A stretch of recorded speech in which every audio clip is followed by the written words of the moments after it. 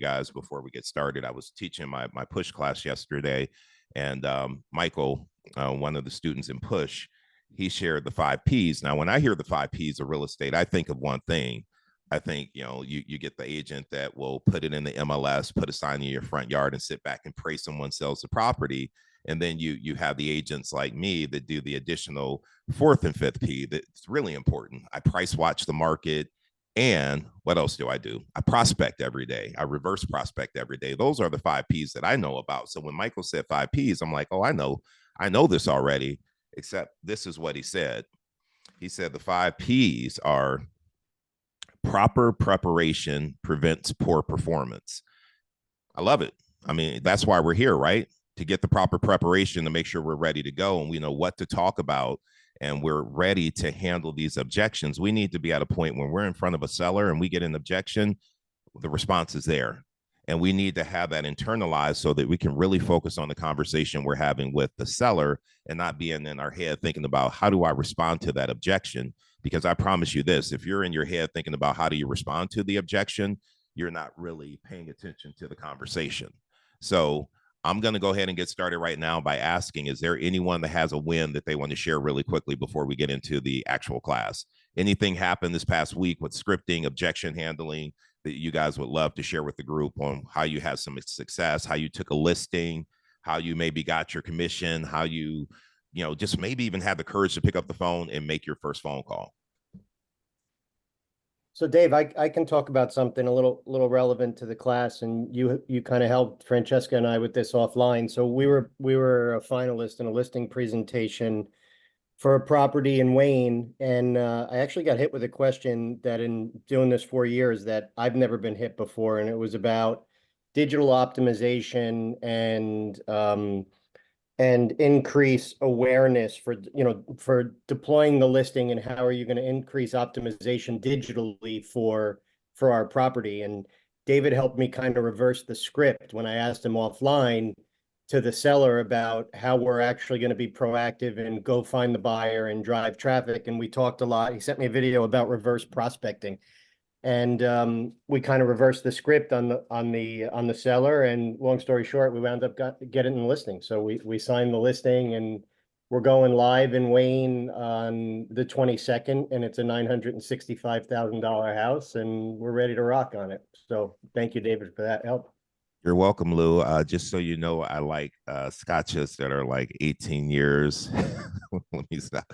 Good job, man. I'm loving that you are being so coachable because listen, the way I look at it, Lou, is I'm controlling this conversation. You're asking me questions. I'm going to reframe it so that you can see what I'm going to do for you and help you get your property sold. So I like to reframe those conversations. Same thing when I go to a listing appointment, I always talk to you guys about the mindset shift that you need to have. A lot of you guys go in, you're like, man, I'm so nervous. I hope that they give me this listing. I hope that I can get this listing. No, you're going in to interview them to figure out, do you want to take the listing? Is it something that you want? You guys got to understand who's interviewing who. You're interviewing them to see, are they a motivated and coachable seller? Are they someone that's going to actually listen to you and take your pricing recommendations? Do you want the listing? When you change your mindset, you show up differently to a listing appointment when it's you're interviewing them versus being interviewed. So with that being said, y'all ready to get into it? I want you to raise your hand if you have a listing presentation objection that you want to learn how to overcome, or there's one that you're kind of concerned that you'll get when you show up at a listing appointment. Maybe you're not prepared for it. You're not ready to handle it. And of course, I know the common ones, right? Your commission, we need to think it over. We're interviewing other agents. Betty, what's one that you may have? Okay, so me and Tim did the open house for the for sale by owner, right? Yes. And he is adamant about he would only pay us 2% if we get him over $511. And we have to bring the buyer. So we've already done the open house. We didn't get any offers. He received 2 offers, but he's not accepting them. So we've been following up with him, trying to get him to list with us, but he's just he's like, no, I can wait. because I'm not getting the amount that I want. It's overpriced, It first is. off. It is And overpriced. you know, we've tried everything, you know, gone over like, okay, understanding you got 2 offers, but wouldn't you want to have multiple offers? And if we were to list it properly, you know, we would probably get more offers to get you closer to the number that you want. However, you've been a for sale by owner for 3 weeks, right? Which if we were to list the property, 3 weeks is a long time. But he's like, he can wait. I mean, he's being nice to us, but I want to know what we need to say to drive this guy to give us the listing. All right, so I have a couple thoughts on it.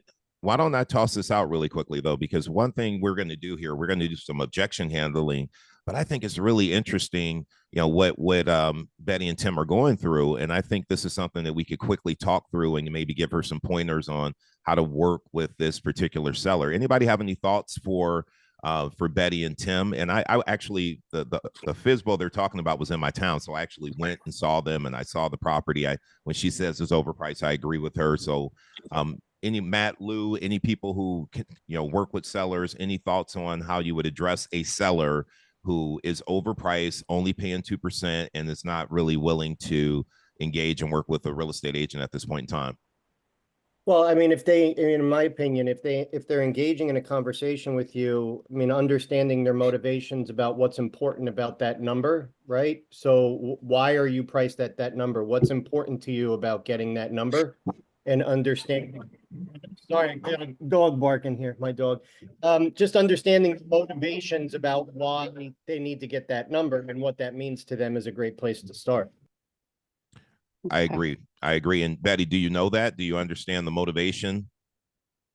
Well, he's saying because of all the work that he did in the house. And David, I've worked with investors and I know that he didn't, I mean, he did a great job, but it for the price that he paid for the house during a sheriff's sale and what he's trying to get. And the catch is he's listed at $499.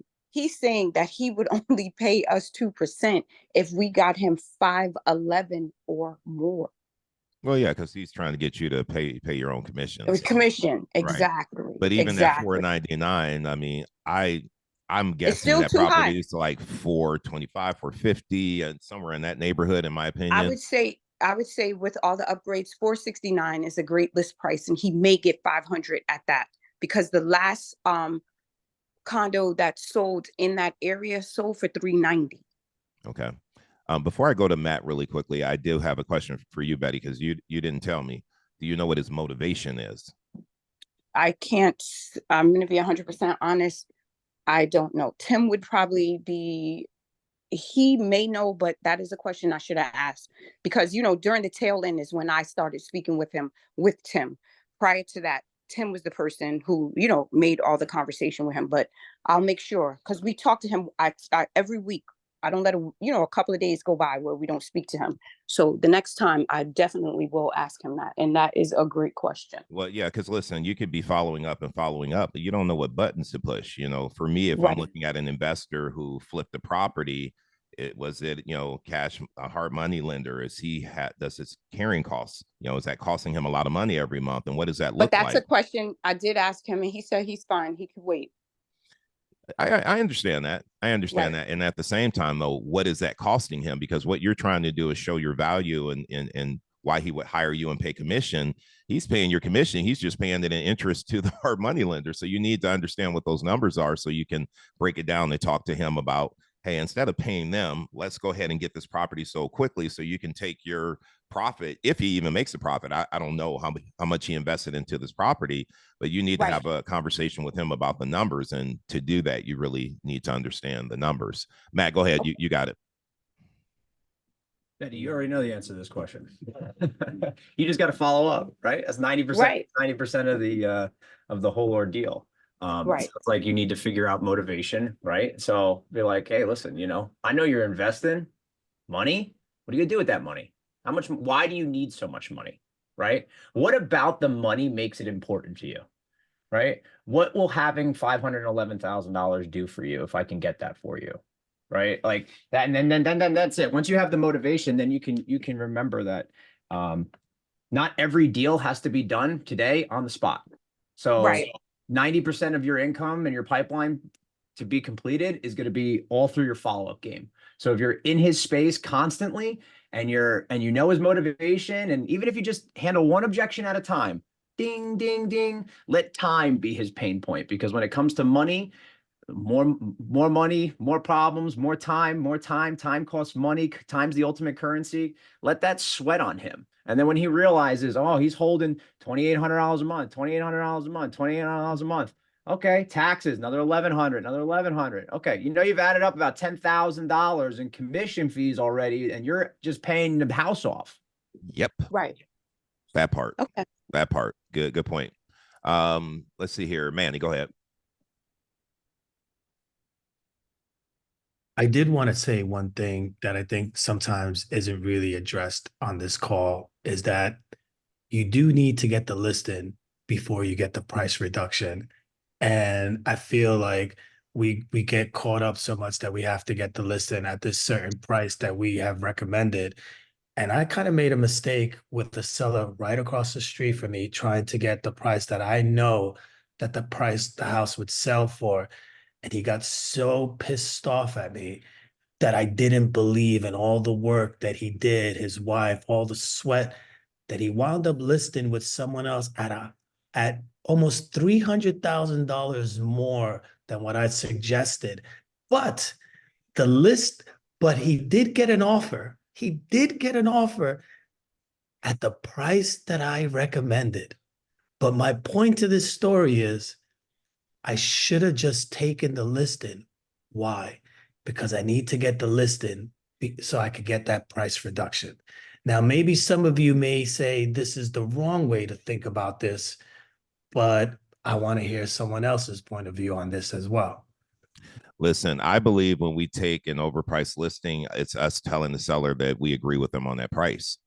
The only way and the only time I've done that, Manny, is if they are willing to sign a price reduction form up front. If I'm telling them the house is worth 500 and they're like, I think it's 8, I need it at this price. I'm like, look, if we do it at 8 for 2 weeks and we don't have any offers, you drop it down to my number, I'll take the listing. But man, $300,000 over. Come on.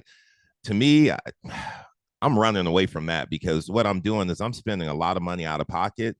And I have found in my experience that people, unless they're extremely motivated, people who start off that high and they're so unreasonable, they're not going to accept offers that come in lower. And I don't want to waste my time. I think somebody just put in the chat, this is why we get on the phones and we lead generate. We lead generate so we don't have to tolerate people who are not being reasonable. 300,000 over is, I'd rather just move on and find somebody who's more reasonable. In my opinion, I don't like taking the listing and then beating somebody up on price. I like to have the conversation up front. If they're willing to sign a price reduction form up front, that if we don't have an offer in a set period of time, that's maybe one thing. But I'm not going to take the listing and then be fighting with you to reduce the price over and over. It's not, in my experience, it's not worth my time.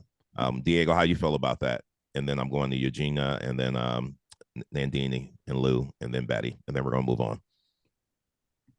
Okay, so I'm just going to address both things. First, I'm going to go with Betty's scenario, and not to sound redundant, but I was listening to a podcast where it says in the real estate industry, redundancy is our friend, because you're going to discover a lot of things every time you ask the same question. So yes, motivation, and something that I have been learning a lot more from Pete, right? When he role plays on here, is hit them with the what if you don't sell scenario, right? Hit them with the pain, find out that pain, and hit them with it too. And then yeah, no problem. And then as far as taking an overpriced listing, I mean, I also don't take overpriced listings. And one of the things that I tell my sellers, I'm like, look, and I make it a joke. I'm not a model. I don't get paid for having my picture, sitting in your front lawn, and you don't get paid either. So that's the reason why I don't take overpriced listings. And I have taken overpriced listings with an agreement that after 3 weeks, if we don't get an offer then we'll lower to my price. However, during the open house, the first 2 weeks are the most crucial ones when you list the property. And you're going to lose a lot of traction just by overpricing it. You know, you might get a nice, turnout at the open house and showings, but nobody's going to put an offer if it's overpriced. And they're not going to accept an offer under the asking. So you're just going to lose a lot of traction. Love that, Diego, man. Thank you. Everything you said made a lot of sense. Eugenia, I want to ask you a question really quickly before you go. If you can role play this out with me, because this is kind of an objection handler when you're dealing with the seller who's being really unreasonable on price. This is one of the things that you can say. So I would say to you, Eugenia, let me ask you, in the past, have you ever bought stock in the company before? Yes, I have. Okay, so you know how the stock market works. So let me ask you, if you bought a stock, let's say you bought it for $200 years ago, and you're at a point where you have to liquidate and sell that stock today, and it's currently trading at $100 a share. Let me ask you, what can you sell that for? Well, that would depend on what kind of an investor I am. Am I a short-term investor or am I a long-term investor? And Well, I I think mean, you got to sell it right now. Like, you bought it at $200 a share, and it's currently trading at 100, and you have to sell today. You got to liquidate today. How much are you able to sell it for? well, I will take that loss. Yeah, you got to sell it for $100 a share, right? Yes. And listen, the housing market is like the stock market. It's not about how much you want for it or how much you pay for it. It's about what it's currently trading for right now. And based on the comparables, the market is telling us your house is trading at X. So that's where we need to price it. And so a lot of times we have to have those types of conversations to get people to be realistic and understand how things work. It's not about what you want. And sometimes it gets really uncomfortable, and our income is in direct proportion with our ability to have these difficult conversations with sellers. I've said to sellers before, listen, if you think your house is worth that number, then pull your checkbook out, because you're the only person who's going to pay that price for it. The market is telling us blank, right? And you got to be willing to defend the comps.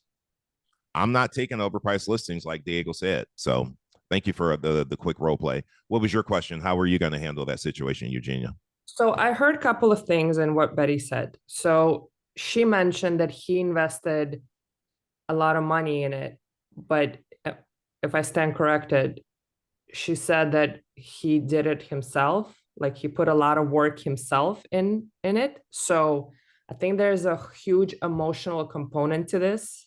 He's very emotionally attached to the house, because we all know, I'm a person who DIYs all the time.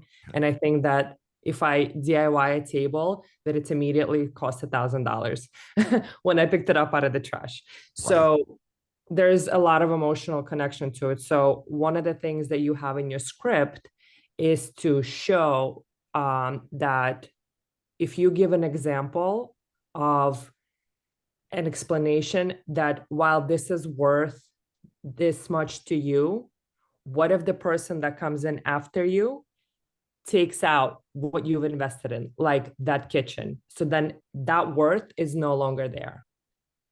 So if maybe you can perhaps explain it to him, and then if he's still not ready, then give him the space to emotionally disconnect and just think about the price. Because I think and I think that this is what I've kind of learned, that for sale by owners, it is a very personal thing. This is why they don't go a lot of the times with brokers or agents. For me, this is what I think. I might be wrong. No, I agree with you, but this particular FSBO is an investor. So typically when we come Yes, across he doesn't investors, care. yeah, Yeah, I they're was not gonna say, emotional. It's a he's not numbers thing for them. emotionally- Yeah. Right, Oh, he's- I'm sorry, I yes. missed that part. Yeah, no, he's not emotionally attached at all. And he does projects like this all the time. And to be 100% honest with you, some of the feedback that we did get, although the house, if you're a person who really likes modern things, but a lot of people said it's too modern for them. Like And it's I too was cold. like, wow, yeah. So, yeah.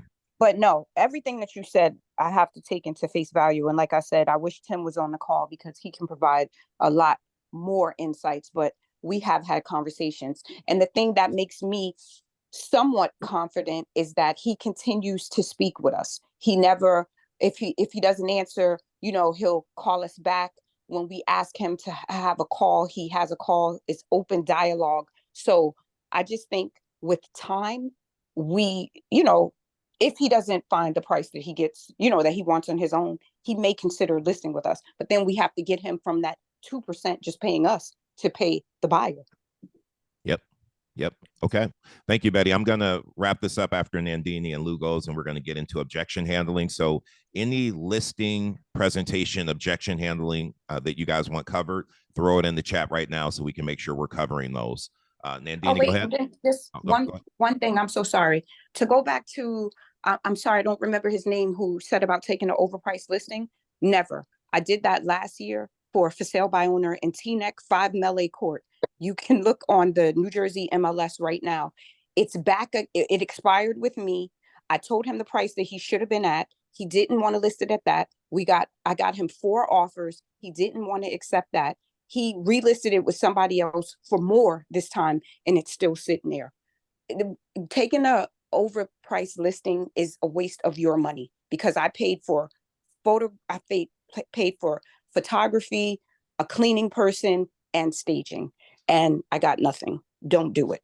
Yeah. So Betty paid the dummy tax for all of you guys. Don't pay it yourself. Like, listen to her. Do not take overpriced listings. Don't start spending your money for someone who's not being realistic. They're in fantasy land.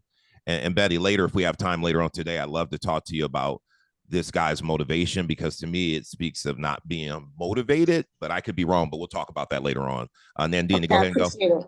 And thank you, everyone. I appreciate it. I just wanted to give my 2 cents on what Manny was talking about the overpriced listing. I feel in the real world, sometimes you just come across people who are not willing to talk through logic. And sometimes it's okay to take it and go with a price reduction. I had my first ever FSBO meeting a few weeks ago, which I was super excited about, because I was talking to this guy for a while right here in Wyckoff. And yes, it was overpriced. He was adamant, very old man, it was hard to even talk about logic and talk through logic with him. Guess what? We walked away, not walked away, but during the conversation, another agent came in from our office, in fact, and took that listing at price and did a price reduction within 2 weeks. And I believe they're doing a best and final soon. So that's what I mean. I don't know. Sometimes it's the real world and the roll of the dice. That's my opinion. Well, and that's what Manny was kind of saying. And again, if you're going to take it, I'm going to get a price reduction form signed up front. That's all I'm saying. I don't think there was a price reduction up front because this guy, I cannot imagine somebody talking through that logic. I went in with another partner. I went in with Dawn. We've done a FSBO before. So I said, let's try this and let's go in together. We spent like over an hour, but whatever. Okay. Thank you, Nandini. And I'm gonna let Lou go, and then we're going to get into our objection handling. Yeah, I'll make it quick, David. If I was in the situation with the investor, I'd build out a cost model if I could, right? So in a cost model is going to be very simple, just an Excel spreadsheet that's going to have a variation of different sale prices. It's going to include what the expenses are associated with that investor selling, whatever it may be. If you can figure out their carrying costs, great. If not, you're also going to include your commission in there, what the closing costs are that they're going to pay and everything, and then model out for them, since it's an economic issue for them, right? Because they're an investor, and model everything out. And you're going to separate yourself from any other potential agent that's contacting them, because you're digging deeper for them and getting into the finances. Because be realistic about who you're dealing with and who your seller is. It's not an emotional sale for them, it's an economical sale. So talk at their level. So build out a cost model and go deeper and do a MLS CMA, do an RPR CMA, and even give them a Zestimate if you can, right? Because this is all about economics, and separate yourself as being the expert in providing value. Love that. Thank you. Yeah, I do. Thank you so much. And that's something that me and Tim could definitely sit down and work out. I really appreciate that. Yeah, all right. You're welcome. I got to let my guys get on here, and then we're doing so Diego and Raj, you go first really quickly. Yeah, no, I was just saying, especially like having a menu of commission models, especially as we're getting to the buyer agency and how sellers may object to that. If you have a menu, like this is what I offer at this commission, but then we're going to pay if you insist on paying the buyer's agent this little, this is what we're going to get. That might be a good idea too. Yeah. And I have a feeling when you say that, people are thinking, okay, I'm going to do 4, 5, 6, right? Man, maybe think about doing 6, 7, 8. 6, 7, 8, and then you're getting a landscaper in there. You're doing like high level white glove services, and then it's total justifiable.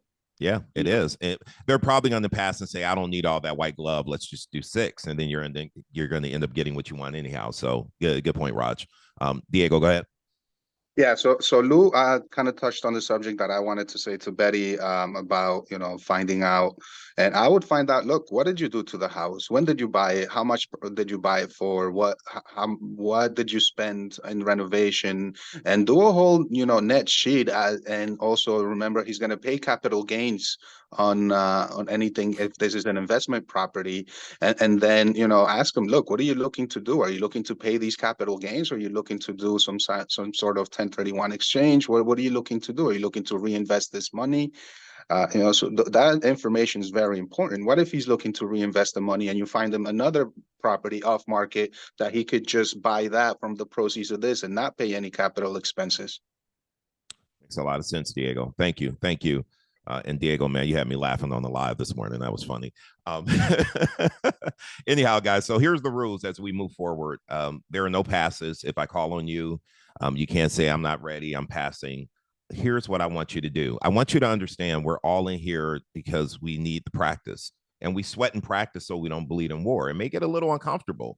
However, you're with people that want to see you succeed. We're going to help you. We're going to push you a little bit to figure out what to say. So it's okay if you don't have the right answer. If you had the right answer, you wouldn't be here. So we don't expect you to have the right answer. You're here so that you can learn. And the best way to learn is to just plug in and play. And so unmute when you're called on, give it your best shot. If you tell me, Dave, I just don't know what to say, we'll walk it through a little bit. And yet this is what you're here for, right? So let's go. So the first objection we're going to do is this. I just saw it here. I don't want to pay a buyer agent commission, right? I don't want to pay a buyer agent commission. Rebecca Wallace, unmute. Let's cover that one right now. You're talking to a seller. Let's just say you're in front of them at a listing presentation, Rebecca, and they say to you, I don't want to pay the buyer agent commission. What do you say to them? How do you respond to that? Let me see if I can get Rebecca to unmute. It's a safe space, Rebecca. It's all good. This is why I like having cameras on. I want to see if people are even sitting there and what they got going on. All right, I'm going to move on to somebody else. Rebecca, I'm coming back to you. Rosa Lopez, go ahead and unmute. I want you to handle that objection. I don't want to pay a buyer agent's commission. And if there are people who want to volunteer, go ahead and raise your hand up because I'm going to be bouncing around to you guys too. If there are people who want an opportunity to handle an objection, I'll give it over to you. All right. Yeah, we got some people on here playing this safe, and that's okay. Listen for now. If you're not able to unmute, that's fine for now, but I want to get you to a point where you feel comfortable unmuting. Javier, what's up, man? You looking sharp, sir.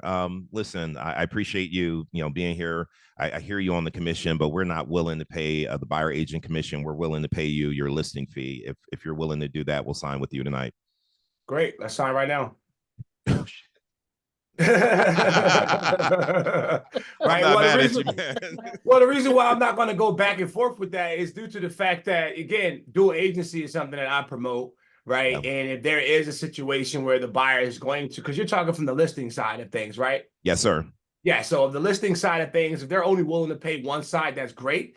My job is to now educate a buyer and show how they can purchase that by using a lot of DPAs to then pay a small percentage, maybe 1-2%. If anything, depending, because we will find that most buyer's agents, depending, well, if you're dual agents, will forego a commission on the buyer's side, depending on how large the deal is for them.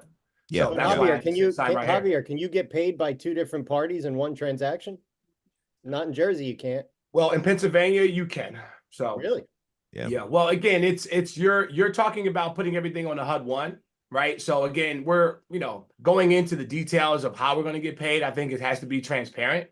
And we Yeah. have to make sure that we are educating the buyers on that process. That's only if you feel the need, because again, we didn't talk about what the commission rate was from the seller. It was just, hey, I'm only willing to pay. Well, I guess you said 3%, right? Yeah, Yeah, in yeah. Jersey, you can't get paid by two different parties in the same transaction. Yeah, but let me Yeah. ask you Right this, now, Javier, I mean, I 'cause don't know if that changes. I know you're good at scripting, you know your stuff. If you decided that you wanted to educate the seller on why they would want to pay out a buyer commission, what would you say? If that was my objection to you, I don't want to pay a buyer agent commission, and you wanted to talk to me about the advantages of doing that, what would you have said? Well, the first thing I would say is what we're finding in the marketplace right now, that the average commission rate offered to a buyer's agent is between 2 and 3%. And what we have found is that those properties have sold faster. Why? Because that has encouraged buyer's agents to bring their qualified buyers to us faster. Now, I'm not saying that we can't sell your property. I am saying that we can, but it may take us a little bit longer time due to the fact that we are not encouraging the buyer's agents to bring their buyers with the compensation being offered. Now, a seller may tell me, hey, that's not fair, or I guess you can give me more objection on that. But that would be how I would educate them, but also displaying to them precisely what other properties have sold for, how fast and what they were offering, and then let them make that decision. Man, I love the way you show up. I like the way you articulate the objection handler and your confidence. That's how we need to show up. And that's why we do this call, so that people can get the practice and get comfortable with the scripting, internalize it, and go show up the way you just did. Thank you for jumping in there. I'm gonna throw, man. Yeah, no doubt. I'm gonna throw it over to Jamie, and then Rebecca. I saw your comments, so I'm gonna come to you soon. Rebecca, Jamie, same thing. Like, listen, I appreciate everything. We're willing to list the property with you at 3%, but we don't want to pay a buyer's agent. And just so you guys remember the rules, you can't repeat. You can't say what Javier said. You got to say something different. So I want to hear a different response. Okay, I understand how you feel, and I appreciate that, but I would like to go over a few things with you. You said that you need to be in your new house by when? So ideally, no later than July 1st. Okay, all right. So what we want to do is get your house sold as quickly as possible, correct? Well, yeah, I mean, yes. Okay, all right. So what we want to do is we want to cast the widest net possible to attract the most buyers possible. And one way we can do that is by making it enticing. Keep going. I don't know where I'm going with this. Yeah, you do. Just trust your gut. You got 48 seconds left. Keep going. All right. A wide net. Why is that important to me? What would that do for me as a seller? We want to attract the most qualified buyers as quickly as possible. And by offering an incentive for the buyer not to have to pay their realtor, if you can sweeten the pot for them, we're going to get more qualified buyers quickly. All right, I think you did a good job there. We can tighten that up. However, you push through, and that's what I want you to do.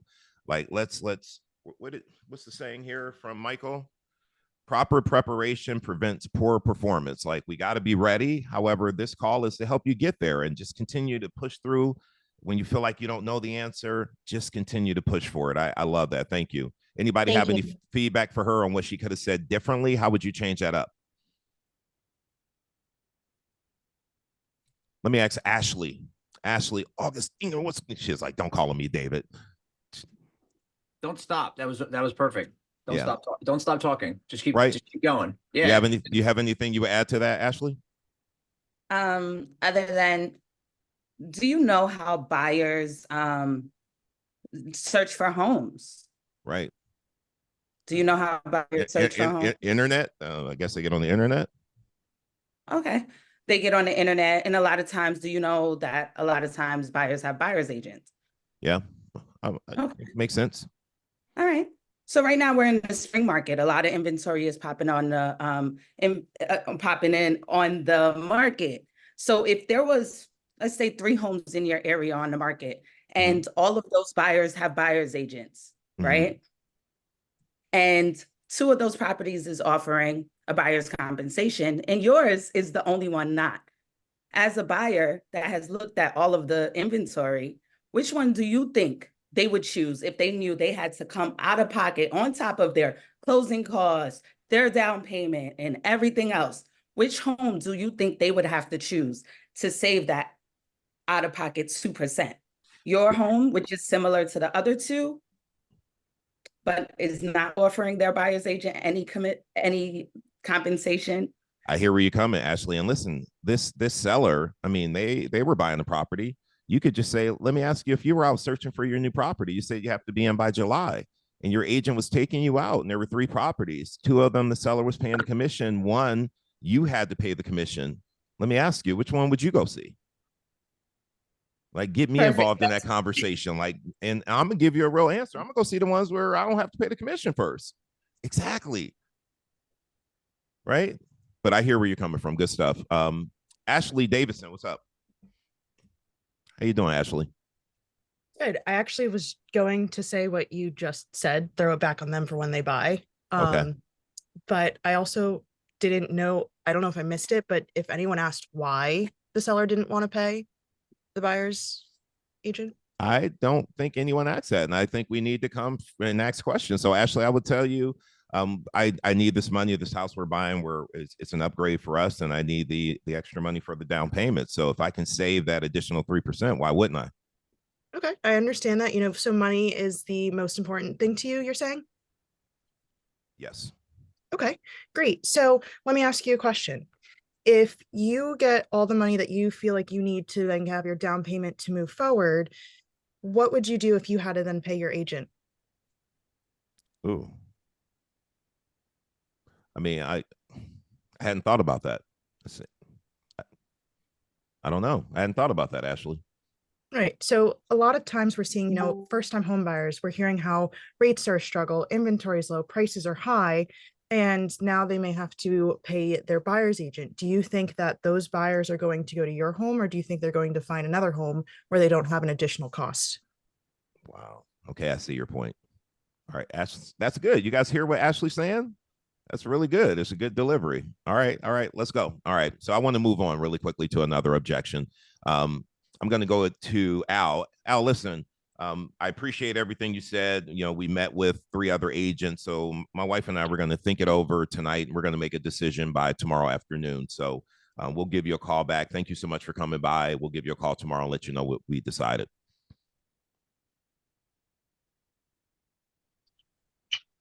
Oh, all right. I'm sorry. Can you repeat that? All good. Repeat it again. I'm sorry.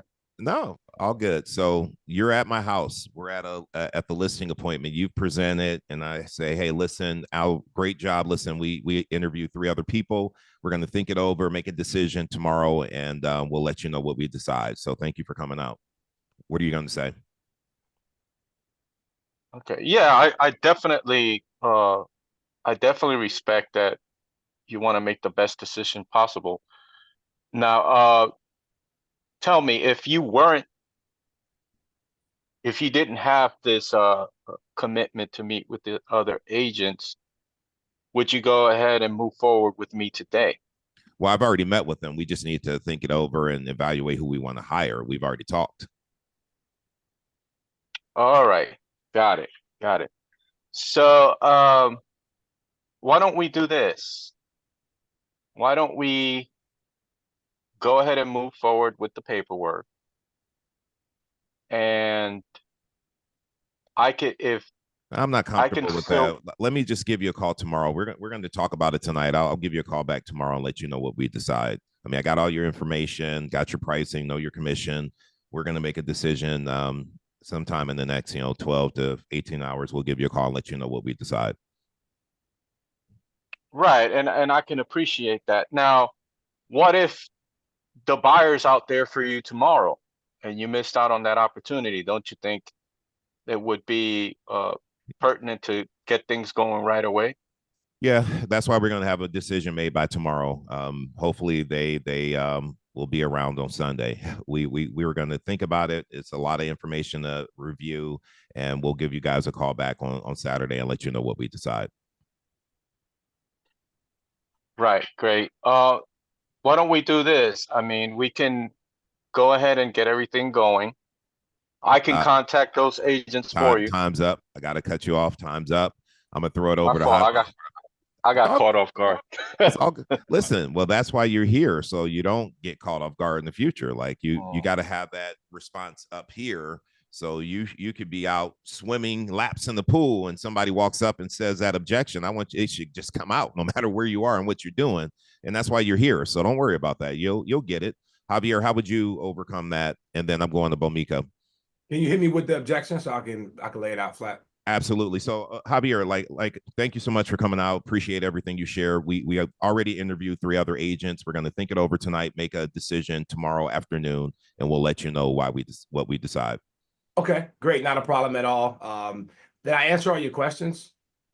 Yeah, I think so. Yes. Okay. And what key things, just so I'm well aware, what things are you looking for in the agent that you choose? I'm just curious.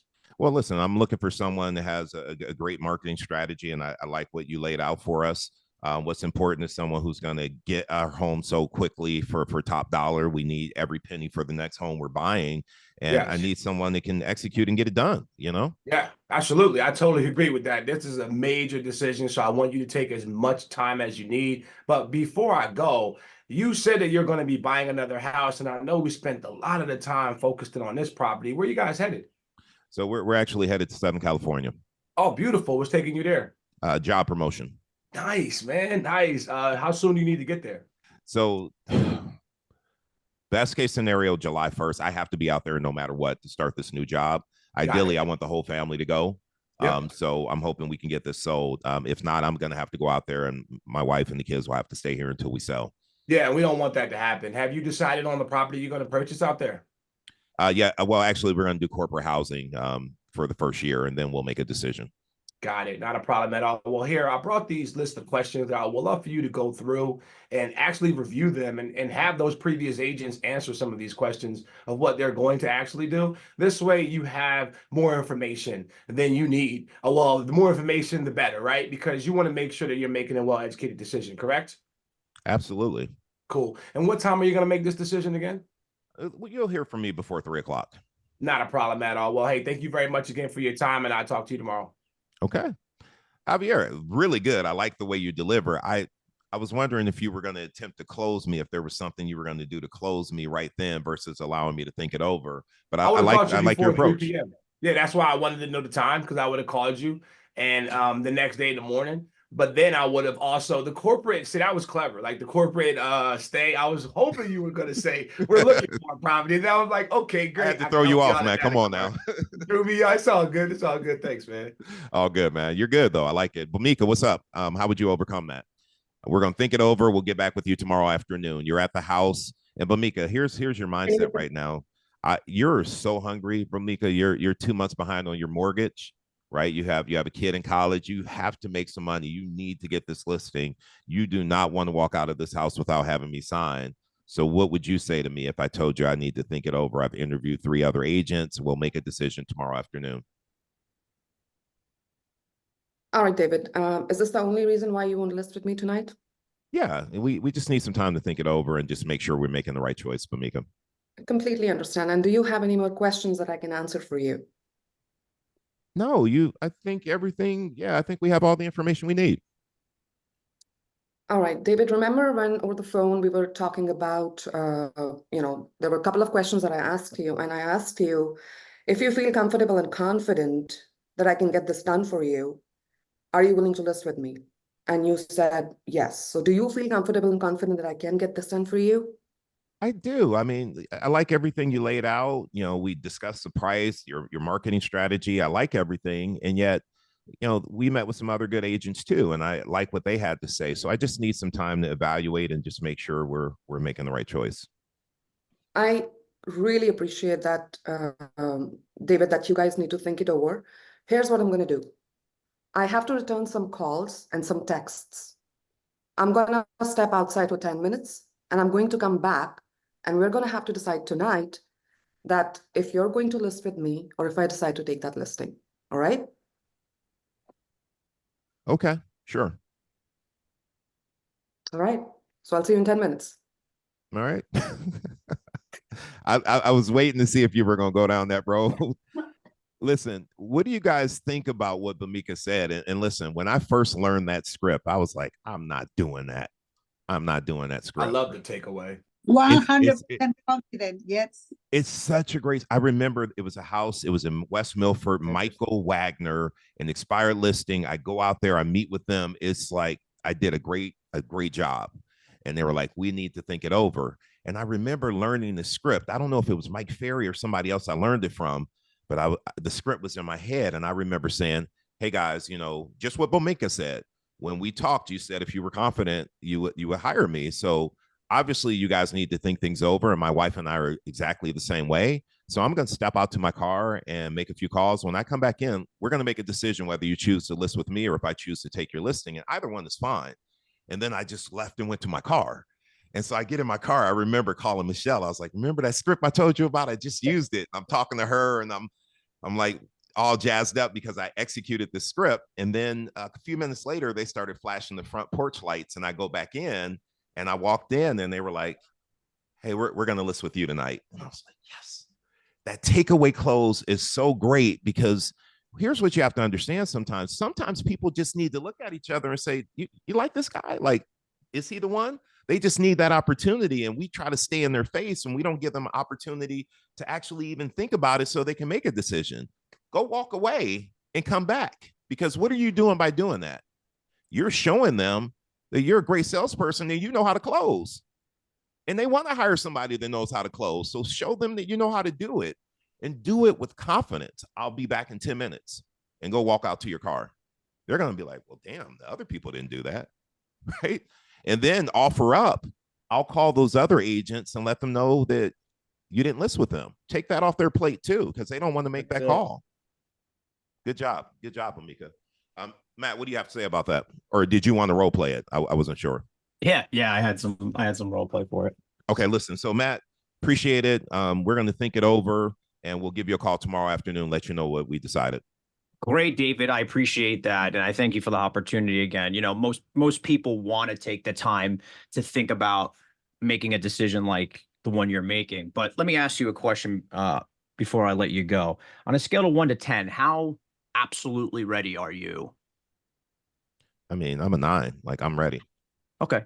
And what would make it a 10, David? If you got my number, like if I knew I could get that number like today, I'd be a 10. Okay. Did you like the material that I presented to you today? Yeah, it made sense. It was similar to some of the other stuff I saw, but you said some things that made sense. And I love the videos that you share with me on how you showcase your listings. I thought they were pretty creative. Wonderful. And did you like the comparables that I shared with you today? I can't say I like them, but I understand why we need to be priced where we need to be priced. Excellent. And you know, Dave, as a home seller myself, I also have had to consider a lot of the same stuff. And at that time, when I've actually interviewed my own agents to sell my own home, and you know, at that time, I actually think of 3 things. Right. When I say, oh, well, I'm not sure if I want to make a decision or not. And I either don't want to confront the salesperson, I don't want to disappoint them, or there's just a concern that I really haven't has not been addressed for me yet. And I'm curious, is any of those 3 what is happening for you right now? Just for me, man, I just don't like to make a decision without having some time to think it over. And it's a big deal for us, and we want to make sure we do it right. We have the house listed, as you know, last year. It didn't sell. Now we have to sell it, and I want to make sure we make the right choice. I mean, that's really what it is. I got you. Yeah, no problem. And if you had to sell it, then that number is obviously the most important thing for you, correct? Correct. Right. Number and timing, like getting it so quickly, we're up against the wall. So I have a question, David. Do you think time is also money? Yes, yes, it is. So if we hang around and spend time trying to make a decision on which agent's going to perform best, when you've just said to me that you like how I present my material, like my marketing, you like my comparables, let's do ourselves both a favor. Let's save time. Let's get this listing up first thing in the morning. Let's do it on a coming soon, and let me execute my marketing strategy so that we can get you to where you need to be at top dollar. Does that sound like a plan? I like that, Matt. I just have one thing I would add, man. It's like, that whole thing I just said, like, let's go ahead and do the right thing. Let's save some time. Go ahead and hire me. And what I'm going to do for you is take that off your plate. So you don't have to call those other agents. I'll call them, let them know you decided to list with me. And here's the beauty of it. If they have a buyer, they can still participate. We're going to pay them a commission. They can still make money, but let me take that off your hands so we don't waste time. That buyer for your house could be out there tonight. I want to get going. Fair enough. That's the only thing I would add. Appreciate that. All right. Good stuff. Good stuff. All right. So I want to find out, Raj, I'd like to find out what script you like to work on. And I like you to choose someone to be the seller, and I want you to run through your script. Expired or FSBO? Expired. All right. Who would you like to role play that with on the call? I don't know. I can choose anybody. Yep. Choose someone you don't know, Raj. I know you. Yeah, let me do that. Let me choose do somebody that. you don't know. Maryland. Maryland. Okay. Maryland, are you ready to unmute? She's unmuted. There we go. All right. So, Raj, let's go ahead and play through this expired script. It's as if you're calling them. I'm going to give you 90 seconds to break through. Let's see what you can accomplish in 90 seconds on this expired. Go. Ring, ring. Hi, good morning. My name is Raj. I'm a local realtor, and I just calling to. I saw your home came off the market. I'm just calling to see, do you still want to sell your home? I'm sorry, who is this? Hi, so my name is Raj. I am a local realtor. I saw your home I came don't off have the. I really don't have a lot of time right now. Absolutely. Yeah, the reason I'm calling, well, because I work with a lot of buyers and sellers in the area. But your home, surprisingly, because a lot of homes are selling, there's like 3 homes for sale in your town. So your home coming off the market, I'm just curious, when you sold this home, where were you going to next? I really don't have a lot of time. I mean, if you want to just get to the point with me, just let me know what you're calling me for. Sure. So I'm just surprised. Are you still like, if you got a full price offer for this home, I see it's listed at 600,000. And if you got a full price offer and you can get your next destination in 30 days, would you take it today? Actually, no, I'm thinking about selling it myself because I really didn't have a good experience with the last agent and it really left a bad taste in my mouth. So I'm not really interested in working with another agent right now. How did you happen to pick that last agent? Sorry, I didn't hear you. How did you happen to pick that last agent? Oh, did I pick the last agent? No, he was referred by a family. All right, I'm member of mine. I'm gonna stop you there. Raj, let me ask you before I say something. Tell me what you think you could have done a better job at. I don't have time right now. Got quicker to the point. Yeah. I mean, they're telling you up front they don't have time right now. And I would love to hear you say something like, I work with a lot of buyers and sellers in the area. I can't figure out why your home didn't sell. What happened? Yeah. Like, just get into it. I was expecting her to be like, I don't know. She's like, I don't have time. And that does happen. It happens. Well, because it's a bit of a pattern interrupt. You expect them to say that and they say something different. We got to be ready to handle that. And you went to where were you going to next? And I think that's a great question. However, if you took the time to listen to her first on what she felt happened to the property, maybe her agent didn't market it well, whatever she had to say, then you could empathize. Oh, that's unfortunate. Let me ask you, if they had gotten it sold, where were you going to? Later on, take it there. But in the beginning, just like, hey, before you hang up, I had a quick question. What happened? Why didn't your home sell? A lot of other homes in the area were selling during that time. What do you think happened? Like, just get right into it. And you gave me 90 seconds. They gave me 15. So exactly. Exactly. And that's the thing you have to understand. Like, yeah, Maryland work with you because we're doing role play, but if this was real play, that seller would have hung up on you. That happened several times this week. So that is something that it's not an unrealistic response. And here's what you have to understand, Raj, and everybody on here, you know more than that seller. Yeah. Make that call, be confident, ask the questions, get right in there. I know you know it because you've gotten the listing. So, Raj, I know you know how to do this stuff, man. Just get right in there. Matt, give the feedback, Matt. All right, Raj, you ready? I got your magic pill for the whole weekend. You're going to call FSBOs and do this. You ready for it? I'm going to role play with you. I'm going to ring you. All right, on mute. Ready? Ring, ring. Hello. Hi, is this Raj? Yes. Hi, Raj. How you doing? My name is Matt. I'm a local realtor, and I was wondering if you had 30 seconds for two quick questions for you. I've had 50 realtors calling. Okay, I don't know what's going on with Zillow. No buyers are calling me, but just yeah, you got 10 seconds. All right, wonderful. That was my first question. My second question is going to be, how long are you willing to wait before your home sells? I don't know. I've sold 3 homes in the past on my own. I don't know why these realtors are calling me. I don't need to pay commission. I'll get higher than I can. I know in this market, I don't have to do any work. Yeah, listen, I agree with you. Selling a home is actually pretty easy when you can just put a sign in the front yard and people are looking for property. Just out of curiosity, if you had the opportunity to view a package that might sell your property faster than you'd even expected for 7.5 minutes, would you be open to that opportunity? 7.5. Well, yeah, I'd be willing to look at it, but I don't think I'd sign right now. That's fine. I'm not asking you to sign. I've just asked you to view a piece of information that I like to do for people in your area. I'll actually be there today or at 4 or tomorrow at 5. Is either of those times work for you? I can stop by and drop it off. Do you have a buyer? Because right now, I'll be honest, we're just getting so many agents calling. It's getting a bit annoying. If you have a buyer, we're showing the home to buyers, to agents with buyers. I understand completely. We'd agree you don't want 100 people in your house right now, right? Yeah, correct.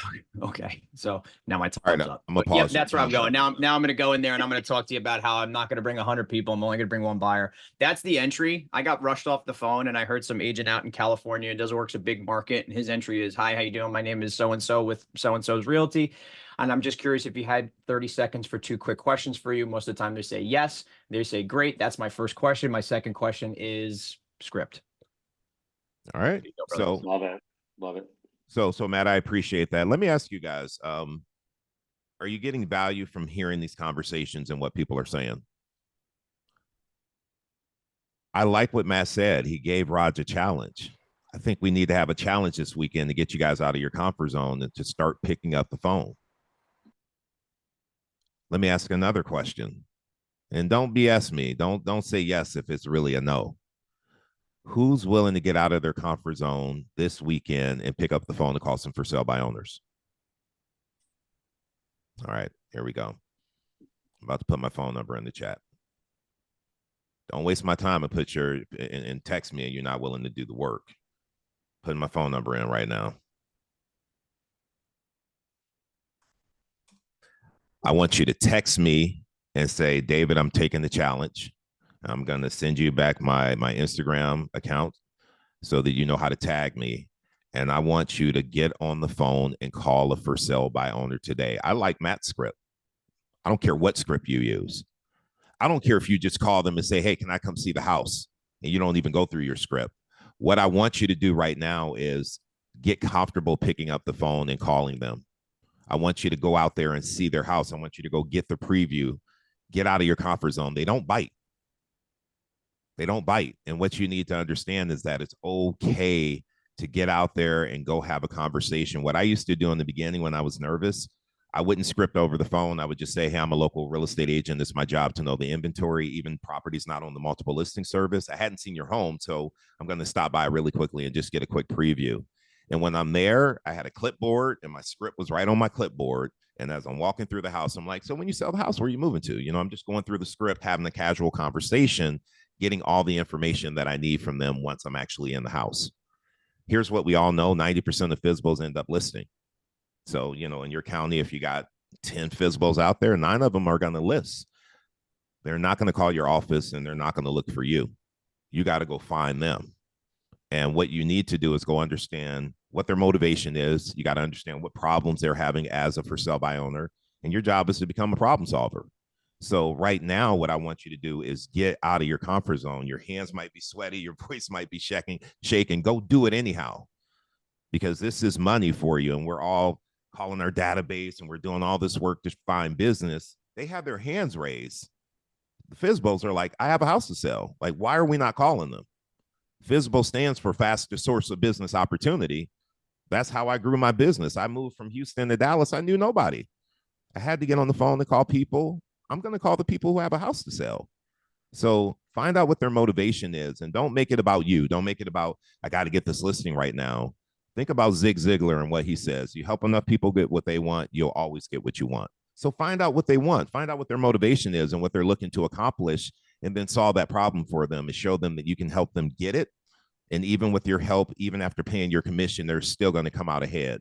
So take that challenge today. I want you to do that between now and Sunday. And I want you, once you do it, when you're in front of that house, after you leave in that house, right? Or after you hang up the phone with that for sale by owner from having that conversation, I want you to do a story and tag me in it. Challenge accepted, challenge completed. Lou. See you, Marilyn. Yeah, so real quickly, it's good also to know when you go out a FSBO or an expired, in my experience, I portray to them that they should know who we are, right? So this is Lou Messercola with Team Messercola.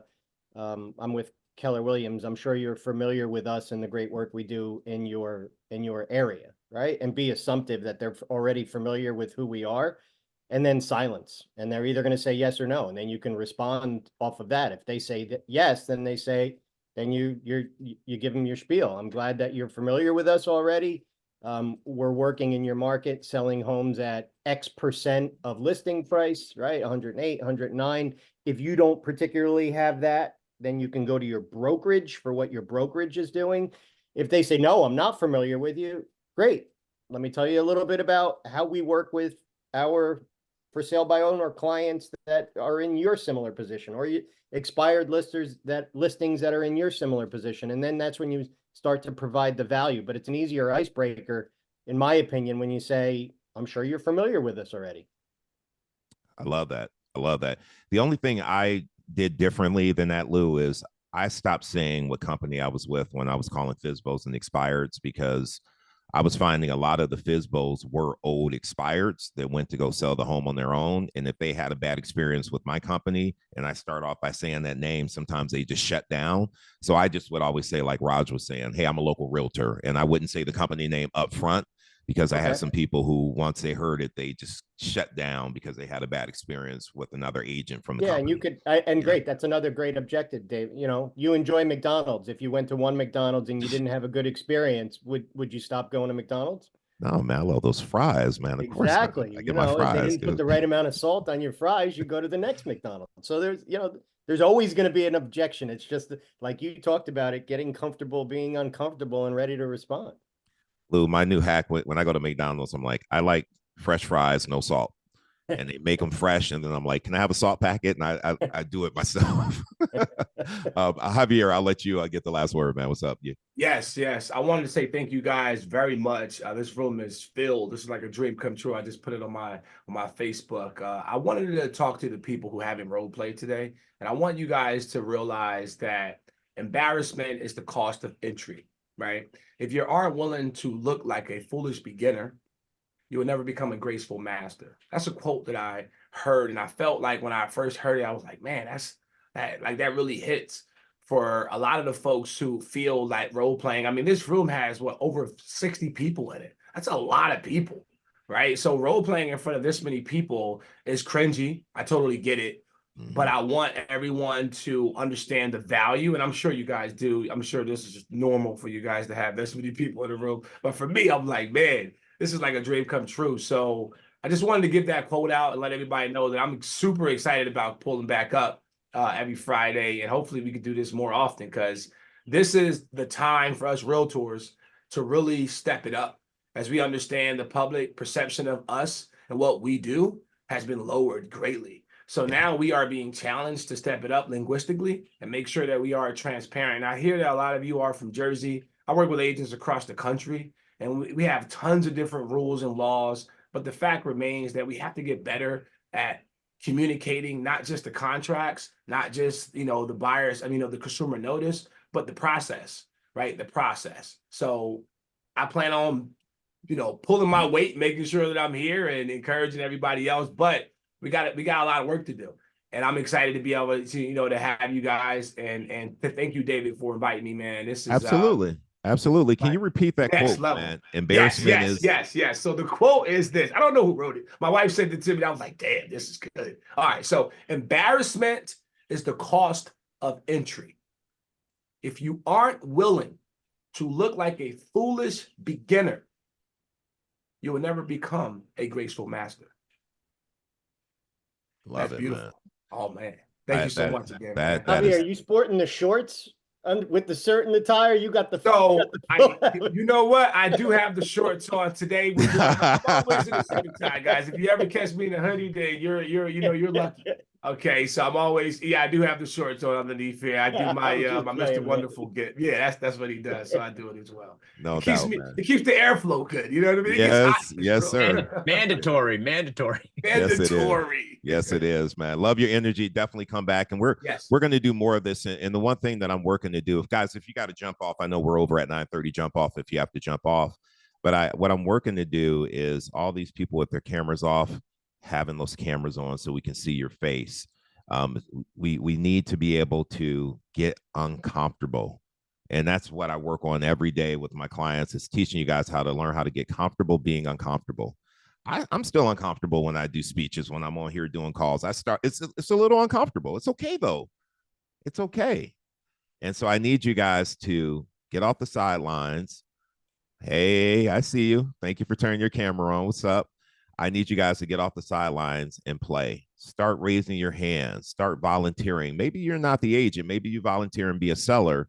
The more you start practicing and participating, the easier it gets. And it can, like Javier was saying, it can be intimidating. You're in front of a room of peers that kind of know what you should be saying. So it may be tough at times to raise your hand. But listen to this. This should be the hardest practice that you do when you're in front of your peers.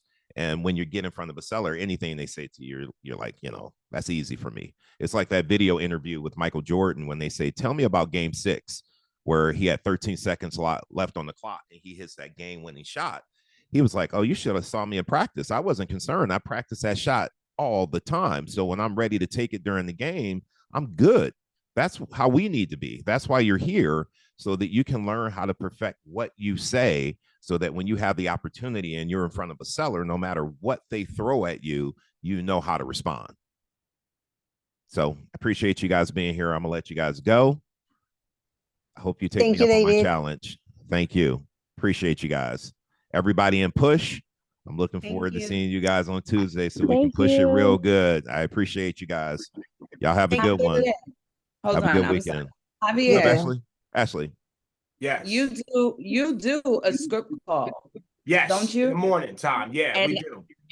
I've jumped on your script call a couple of times, but because of our script calls that come at the same time with this group over the past 2 years, but you guys do like nitty, like real gritty. You have a couple of people from the South.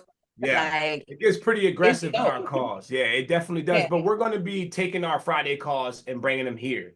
Some of our team members are on the call right now. We got about like 6 team members in this call right now. So what we did was, for our clubhouse room today, we actually told everybody to come here. And that's what we're going to do.